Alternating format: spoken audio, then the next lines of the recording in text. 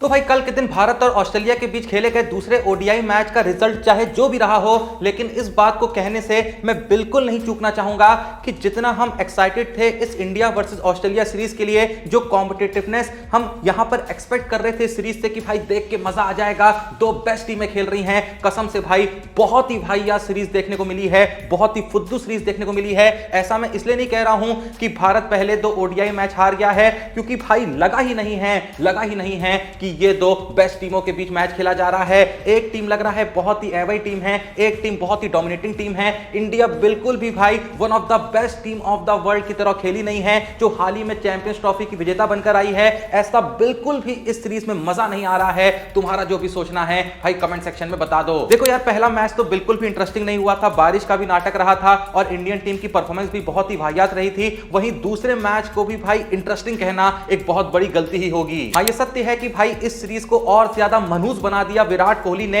एक के बाद एक दो मैच में डक बनाकर। और कसम से भाई जितनी एक्साइटमेंट थी विराट कोहली के रिटर्न को लेकर, जितनी एक्साइटमेंट थी विराट कोहली के कमबैक को लेकर, पूरी एक्साइटमेंट पर विराट कोहली ने हक दिया है। और सबसे ज्यादा दिल तो भाई तब टूट गया जब विराट कोहली आउट होने के बाद पवेलियन की तरफ जा रहे थे और इस तरीके से वो एडिलेड के क्राउड को बाय बाय कर रहे थे जैसे वो वापस कभी देखने को ना मिलने वाले हों। हालांकि एक सत्य यह भी है कि वो आखिरी बार ऑस्ट्रेलिया में खेल रहे हैं, शायद इसीलिए वो ऑस्ट्रेलिया की जनता का अभिवादन कर रहे थे कि जनता उनके आउट होने पे भी उनके नाम को चीयर कर रही थी, क्योंकि भाई इतना कुछ किया है उन्होंने इंडिया के लिए, इंटरनेशनल क्रिकेट को इतना कुछ दिया है, तो कहीं ना कहीं जनता उनको एक थैंक्स कह रही थी और विराट कोहली भी बदले में उनको धन्यवाद कह रहे थे यूं बाय बाय करके कि बहुत अच्छा लगा ऑस्ट्रेलिया में खेल के, अब शायद मैं दोबारा ऑस्ट्रेलिया में खेलते हुए देखने को ही ना मिलूं। पूरे मैच में कल के दिन जो सबसे बड़ी खुशखबरी रही वो थी रोहित शर्मा की 97 बॉल पे 73 रन की पारी। हालांकि ये वैसी पारी नहीं है जैसी पारी हम रोहित शर्मा से एक्सपेक्ट करते हैं,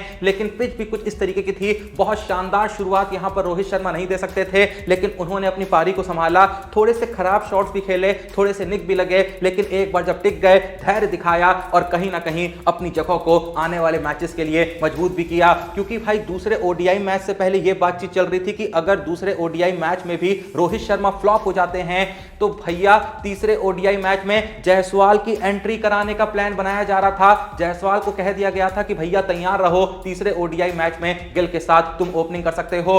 अब देखो कहीं ना कहीं रोहित शर्मा इस समय सुकून में होंगे, क्योंकि भाई उनको कप्तानी से हटाया गया, गिल को कप्तान बनाया गया। गिल दोनों ही मैच में बहुत ही बुरे तरीके से फ्लॉप रहे हैं, कप्तानी में भी ऐसा कुछ भी खास नहीं कर पाए हैं। ऑलरेडी इंडिया सीरीज हार चुकी है, हाँ तीसरा ओडीआई मैच बचा हुआ है, लेकिन भाई फिलहाल जिस तरीके से सीरीज जा रही है ना, लगा ऐसा ही रहा है कि 3-0 से क्लीन स्वीप होने वाला है। और भाई ये भी क्लीन स्वीप तब होगा, देखो सीरीज तो हार गई है, तो सीरीज भी भाई तब हारी है भारत जब भाई ऑस्ट्रेलिया के बहुत से मेन प्लेयर्स यहां पर खेल नहीं रहे हैं। तो सच में ये हार इंडिया को बहुत ज्यादा चुभेगी। और जहां बात हम कर रहे थे विराट कोहली की ना, तो मैंने पिछली वीडियो में एक बात कही थी कि जब तक भाई टीम जीत रही होती है ना, तो कहीं ना कहीं अगर आपके बड़े प्लेयर्स ना भी चल रहे हों, उनकी परफॉर्मेंस थोड़ी सी ढक जाती है। पर जब आप सीरीज हारते हैं तो भाई खंगाल के निकाला जाता है कि आखिर सीरीज हम हारे क्यों। तो तब भाई जब इस बारे में सोचा जाएगा कि आखिर इस सीरीज में इंडिया की कमजोरियां क्या रही, तो भाई टॉप पर विराट कोहली का नाम यहां पर आएगा, जो भाई एक के बाद एक 0 पर आउट हुए हैं।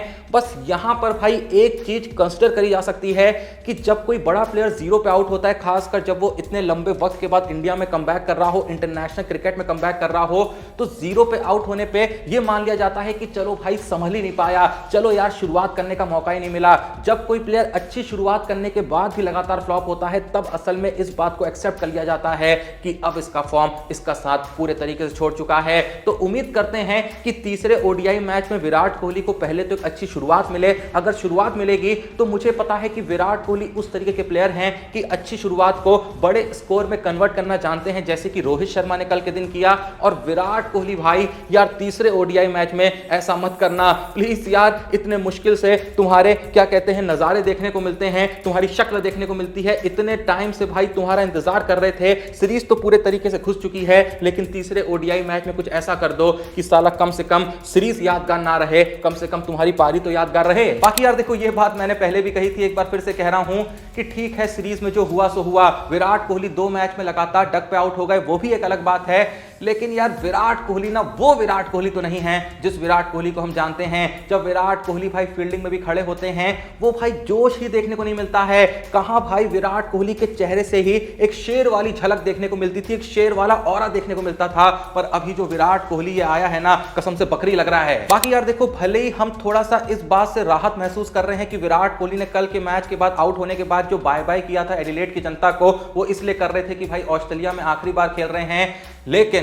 लेकिन भाई वक्त का कुछ नहीं पता है, पट्ट से खबर आती है, पट्ट से डिसीजन लिए जाते हैं। क्या पता भाई लगातार 2 मैच में डक आउट होने के बाद विराट कोहली अंदर ही अंदर सोच रहे हो कि साला सच में मैं खत्म तो नहीं हो चुका हूं। चलो टेस्ट और T20 से ऑलरेडी मैं गायब हो चुका हूं, सिर्फ ओडीआई खेल रहा हूं। ओडीआई खेलने के लिए लंदन से इंडिया आता हूं और यहां भी कहीं मैं इंडियन टीम पर बोझ तो नहीं बन रहा हूं। तो क्या मुझे इस सीरीज के बाद हमेशा के लिए क्रिकेट छोड़ देना चाहिए? भाई अचानक से ये बातें मन में आती हैं और अचानक से लोग भाई अनाउंसमेंट कर देते हैं कि मैं हमेशा के लिए क्रिकेट छोड़ रहा हूं। जब टेस्ट से भी रिटायरमेंट की घोषणा करी थी भाई, किसी ने एक्सपेक्ट नहीं करा था, कोई सोच के नहीं बैठा था कि अचानक से खबर आएगी, लेकिन आई ना। तो भाई मैं कह रहा हूं, अगर तीसरे ओडीआई मैच में भी विराट कोहली फ्लॉप हो जाते हैं तो भले ही कोई उनको कुछ कहे या ना कहे, कोई फोर्स करे या ना करे, लेकिन अंदर ही अंदर शायद विराट कोहली ये सोचने पर मजबूर हो जाएं कि मेरा वक्त जो है शायद खत्म हो चुका है। उम्मीद करते हैं विराट कोहली ऐसा कुछ ना सोचे, तीसरे ओडीआई मैच में ऐसी पारी खेल दे कि अंदर से जितनी भी नेगेटिव आवाजें आ रही हैं वो सारी नेगेटिव आवाजें खत्म हो जाएं और एक पॉजिटिव आवाज आए जो विराट कोहली से कहे, भाई तू अब भी किंग है, तेरे अंदर क्रिकेट अब भी बचा है, तू अब भी इंडियन टीम का सबसे बड़ा मैच विनर है। लेकिन भाई यार देखो, हम इस वीडियो में सिर्फ रोहित और विराट की बात तो नहीं करेंगे, मैं बात करना चाहूंगा श्रेयस अय्यर की, जो लंबे वक्त से भाई इंडिया के लिए 4th पोजीशन पे कंट्रीब्यूट करते हुए आ रहे हैं। उस बंदे के बारे में ज्यादा जिक्र नहीं होता है, लेकिन कल के दिन एक बार फिर से अय्यर ने एक डिसेंट 77 बॉलों पे 61 रन की पारी खेली। भले ही वो पारी इंडिया को जिता नहीं पाई क्योंकि बीच में कुछ लोगों ने कुछ ज्यादा ही हक दिया था, टॉप ऑर्डर में भी थोड़ा सा हगास देखने को मिला विराट कोहली और शुभमन गिल की तरफ से।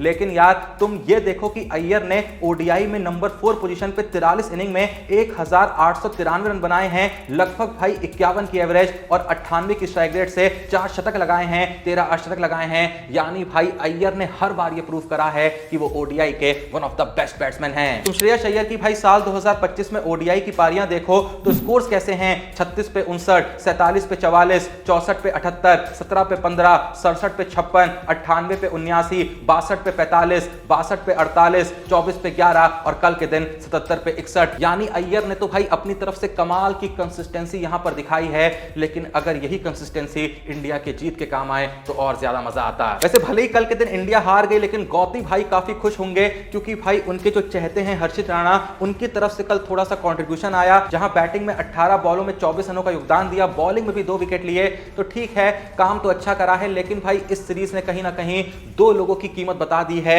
एक है none other than Jasprit Bumrah, जो कल के मैच में होते तो शायद मैच का रिजल्ट कुछ और हो सकता था। और भाई एक और प्लेयर है जिसका नाम है हार्दिक पांड्या, जो चले या ना चले, लेकिन भाई जब नहीं होता है ना तो पता चल जाता है कि ये बंदा क्या चीज है। भाई जो बैलेंस वो क्रिएट करता है ना, वो उसके होते वक्त तो नहीं समझ में आता है कि भाई इसके होने से एक बैलेंस क्रिएट हो रहा है, लेकिन वो जैसे ही जाता है तो लग जाता है कि सच में भाई ये बंदा 2 बंदों का काम करता है। थोड़ा बहुत मुझको लगता है बॉलिंग में जडेजा की भी कमी खल रही है। अक्षर पटेल ने दोनों ही मैचों में बैटिंग में योगदान जरूर दिया है, लेकिन फिर भी जडेजा होते हैं तो थोड़े से इकोनॉमिकल रहते हैं। और भैया मुझे लगता है कि बड़ा प्लेयर तो बड़ा प्लेयर होता है। हाँ ठीक है, कोहली भी बड़े प्लेयर हैं, फ्लॉप हो रहे हैं, लेकिन भाई जडेजा का अच्छा फॉर्म चल रहा है। जडेजा इनएक्टिव नहीं है विराट और रोहित की तरह, लगातार भाई टेस्ट से लेकर हर फॉर्मेट में कंट्रीब्यूट कर रहे हैं। तो मुझे लगता है कि वो यहां भी होते तो बॉलिंग और बैटिंग में भी अच्छा खासा योगदान दे जाते, लेकिन अब नहीं है तो उनके बारे में बात करके क्या ही फायदा। खैर उम्मीद करते हैं कि भाई इंडिया सीरीज तो हार गई है, लेकिन तीसरे ओडीआई मैच में कुछ ऐसा करेगी कि कम से कम इज्जत तो बेचकर नहीं आएगी। कम से कम इस सीरीज के अंत होने पर हमको यह तो नहीं लगेगा कि ऑस्ट्रेलिया एक बहुत ही खतरनाक टीम थी जिसने भाई बहुत ही बुरे तरीके से इंडिया को डोमिनेट करा। इंडिया को तीसरे ओडीआई मैच में कुछ ऐसा कमाल करके दिखाना होगा कि ये बताना होगा कि भाई हम कोई ओंगी पोंगी टीम नहीं है, हम हाल ही में चैंपियंस ट्रॉफी के विजेता बन के आए हैं, खुद को ओडीआई की one of the best team साबित करके आए हैं। लेकिन भाई ये सब बातें ना बातें रह जाती हैं जब एक्शन में देखने को नहीं मिलता कुछ। वैसे तुम्हारे हिसाब से क्या तुमको भी लग रहा है कि विराट कोहली के लिए ये सीरीज सच में उनकी आखिरी सीरीज साबित हो सकती है, या फिर यहां पर सिर्फ मसला है एक अच्छी शुरुआत का? अगर एक बार विराट कोहली के बल्ले से वो शुरुआती 10, 15, 20 रन बन गए तो विराट कोहली बहुत ही आराम से अर्धशतक भी लगाएंगे और क्या पता जाते जाते शतक भी लगाएंगे। वो अलग बात है कि मैंने भाई विराट कोहली के 100 शतकों की उम्मीद तो छोड़ दी है, क्योंकि लग तो नहीं रहा है कि भाई जितने मैचेस बचे हैं उन मैचेस में विराट कोहली 18 शतक मार के अपने 100 शतक कंप्लीट करके जाएंगे। तुम्हारा इस बारे में जो भी सोचना है जल्दी से कमेंट सेक्शन में बता दो। बाकी कुछ नहीं यार, वीडियो को लाइक कर दो, चैनल को सब्सक्राइब कर दो। मिलते हैं नेक्स्ट वीडियो में, तब तक के लिए जय हिंद, धन्यवाद।